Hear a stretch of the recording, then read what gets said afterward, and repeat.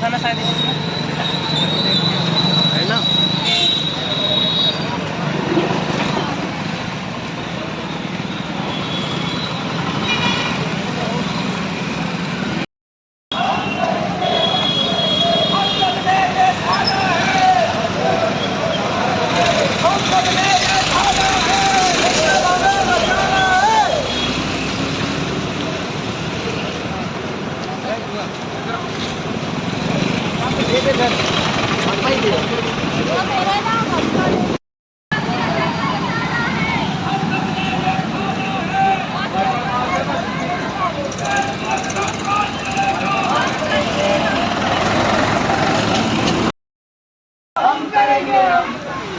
सुरक्षा कौन करेगा? हम करेंगे, हम करेंगे।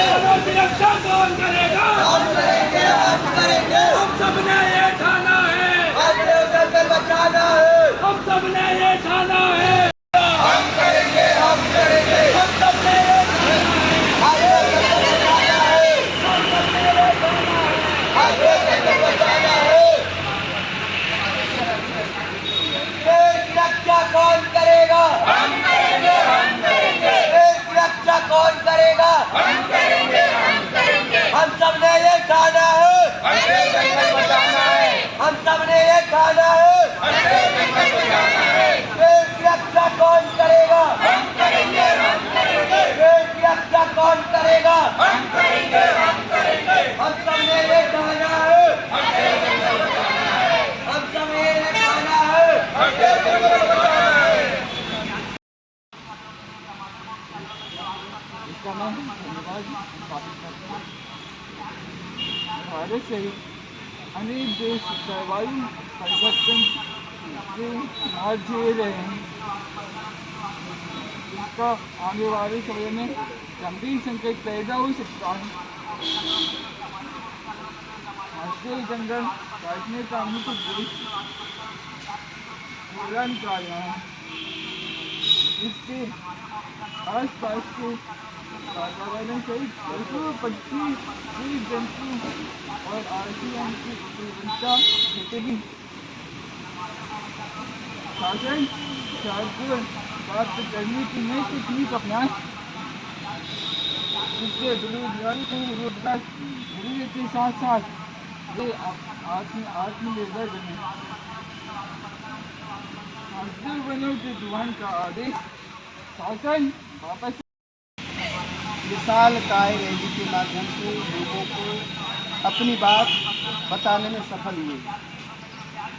बात हंसदेव जंगल की ही नहीं है। अगर आप लोग पर्टिकुलर हंसदेव जंगल को लेकर मुख्यालय में एक रैली के माध्यम से लोगों को जागरूक करने का प्रयास कर रहे हैं, तो सिर्फ हंसदेव जंगल की बात नहीं है। बात है इस दुनिया में जीवन के लिए बहुत ही महत्वपूर्ण तत्व जिसको हवा कहते हैं, उसको सुरक्षित रखने के लिए, उसको बढ़ाने के लिए कई प्रयास अपने हैं। हंसदेव जंगल बीच में इसलिए आया है क्योंकि सरकार की मंशा है भारत देश से बड़े बड़े वन, जिन वनों के नीचे आप लोगों को लगता होगा कि आज जंगल कट जाएंगे तो सिर्फ हवा बस का नुकसान होगा, पर्यावरण बस का नुकसान होगा, पर ऐसे बड़े बड़े जंगल, ऐसे बड़े बड़े वन क्षेत्र चिन्हित कर लिए गए हैं सरकार के द्वारा, जिनके नीचे, धरती के नीचे, धरती के ऊपर वन होते हैं, जंगल होते हैं, पेड़ होते हैं, पर धरती के नीचे बेशकीमती धातु, जैसा कि वहाँ पर बताया जाता है ये सामान्य कोयला नहीं जो कहीं भी पाया जाता है, जैसे शहरों में पाया जाता है, छिंदवाड़ा में पाया जाता है, इससे भी बेशकीमती कोयला वहाँ पर धरती के गर्भ में छुपा हुआ है। सरकार उस कोयले का मोल भाव अदानी अंबानी ग्रुप के साथ सरकार ने कर लिया। अब उस कोयलों को बेचने के लिए लाखों पेड़, लगभग हजारों पेड़ तो काट लिए गए और अभी सरकार के आंकड़े में 2.5 लाख पेड़ काटे जाने का है, सरकार के आंकड़े में, और रियली लगभग 8.5 लाख पेड़ काटे जाने हैं।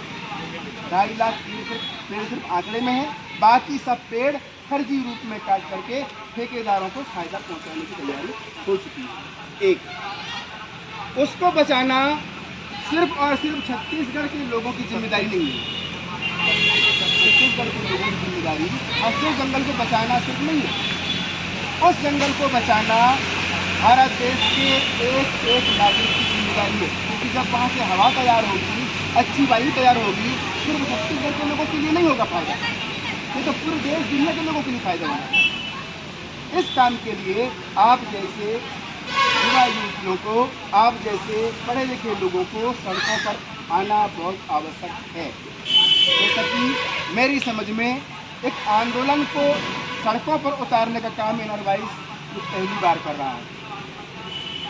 आप लोगों ने क्रांति तो तमाम तरह से लाई है, पर ये सरकार के विरोध में जाने का एक फैसला लिया आप लोगों ने। अगर सरकार गलत कर रही है, बाप अगर गलत कर रहा है तो बाप के विरोध में बेटे को जाना चाहिए। माँ गलत कर रही है, गलत विचार अगर परिवार में ला रही है तो उसके खिलाफ बच्चों को जाना चाहिए।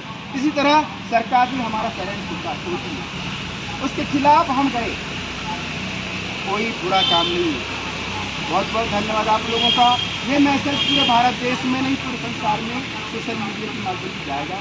आज आप लोगों को लगता है कि चंद लोग इस रैली में शामिल हुए हैं, पर इस रैली का जो प्रभाव पड़ेगा तो पूरी दुनिया में पड़ेगा, और इसका असर अगर 100 लोगों ने अगर आंखों से देख के समझा, मैं पीछे से बात कर रहा था, जब आप लोग की रैली निकल जाती थी तो लोग खुद चर्चा करते थे, बना मंडला, तो निश्चित रूप से इसका असर पड़ेगा। और मैं आप लोगों से और अपेक्षा करूँगा, हमारा मंडला जिला भी इस तरह की सरकार के कुछ प्रयास से नहीं बच रहा है। शायद आपको मालूम होगा, अभी मंडला जिले के अंदर तमाम वृक्ष हर साल काटे जाते हैं फॉरेस्ट द्वारा। पिथौरा में एक डिपो है, लकड़ी का डिपो, आप लोग अगर एरिया से बिलोंग करते हैं देखिए, एक डिपो कहाँ है, कालपी में, और एक डिपो कहाँ है, लोकल मंडला देवनगर सिंगों में। आप इनमें कहीं भ्रमण करके देखना, नगर जहाँ तक जाती है वहाँ तक लकड़ी की ताल हर साल मिलती है। कहाँ से आती है लकड़ी? तो हमारे ही जिले की जंगलों की लकड़ियाँ हर साल काटे जाते हैं, और पता होगा उनको खरीदता कौन खरीदता, कोई बताएगा? मंडला जिले के लोकल लोगों को एक लकड़ी नहीं मिलती। अगर कोई खरीदना चाहा भी, 1-2 बार हमने प्रयास किया, अगर कोई खरीदना चाहा भी तो उनकी कीमतें इतनी होती हैं कि हमारे यहाँ के लोग नहीं खरीदते, और वो लकड़ियाँ बाहर चली जाती हैं, यानी मध्य प्रदेश के लगभग बाहर बिक जाती हैं। बड़े बड़े टेंडर ठेकेदार लोग डालते हैं, ले जाते हैं। कहने का मतलब ये हर साल लाखों पेड़ हमारे मंडला में भी कट रहे हैं। उनके लिए भी आप लोगों को आवाज़ उठाने का प्रयास करना चाहिए। कुछ दिन पहले अभी फाइल में दर्ज हुई इसकी बात, विजयदानी नारायणगंज एरिया में एक कोई, उसका नाम है गुलराम साजिद, आप लोग को याद होगा, एक कोई प्रोजेक्ट का नाम लेकर के सरकार ने जंगल का अधिग्रहण कर रखा है।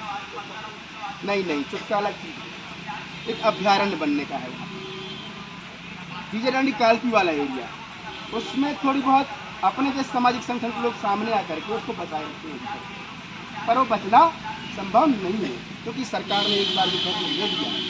जैसा कि चुटका नाम सुने होंगे आप, सरकार ने फैसला ले लिया, वो खत्म नहीं होने वाला। अभी बसनिया का नाम सुन रहे होंगे, सरकार ने एक बार फैसला ले लिया तो बंद होने वाला नहीं।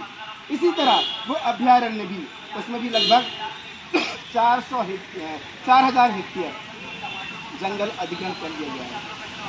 बहुत जल्दी वो कम से कम नारायणगंज, निवास, बिलानी और नौगांव वाला बैठ में जो जंगल है ना, बहुत जल्दी एक तरफ सांस होने वाला है। अगर आप लोग इस तरह की मुहिम उठाते रहेंगे तो निश्चित रूप से उस जंगल को, उस अभ्यारण्य को, उस अग्रजन को रोकने के लिए भी कभी न कभी आपकी तुम्हारी बात आएगी। तो आप लोगों का एक बहुत बड़ा बड़प्पन मानूंगा, बहुत अच्छे नेक विचार मानूंगा कि इस तरह के अभियानों में भी आप लोग जुड़ करके अपनी इनर गाइड सोसाइटी के माध्यम से लोगों तक अपनी आवाज़ पहुँचाने में कामयाब हुए। बहुत बहुत धन्यवाद, आप लोगों ने सुना और समझा। मैं भी चाहूँगा कि आप लोगों के भी बीच से एक दूसरे को आदान प्रदान करने के लिए इस जंगल बचाओ अभियान को लेकर के दूसरे शब्द बोलें, ताकि आप लोग का अंदर से निकलने वाला जो एक भाव होता है वो प्रकट हो सके। धन्यवाद।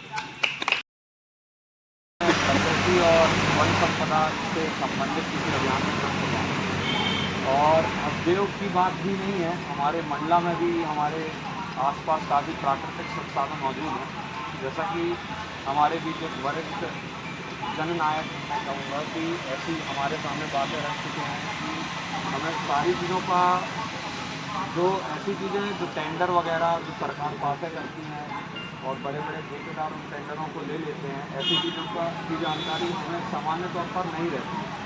और सारा खेल प्रकृति और पैसों का होता है।